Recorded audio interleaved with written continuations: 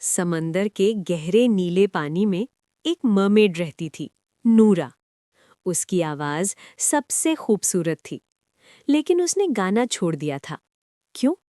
क्योंकि जब भी नूरा गाती, समंदर के जख्म जाग उठते, तूफान याद आ जाते, टूटे कोरल और वो मछलियां जो कभी वापस नहीं आईं। एक दिन एक छोटा सा टर्टल रोया, तुम्हारी आवाज के बगैर समंदर उदास है। नूरा ने कहा, मैं खामोश रहकर सबको बचा रही हूं।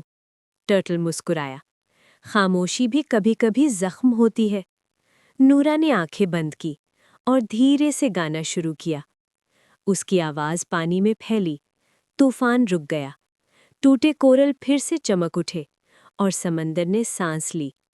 लेकिन नूरा की आवाज हमेशा के लिए चली गई। वो मुस्कुराई। अब वो बोल नहीं सकती थी, मगर समंदर बोलने लगा। लहरों ने कहा, जो अपनी रोशनी कुर्बान करे वो कभी खामोश नहीं होता। और नूरा समंदर की पहली खामोश रानी बन गई।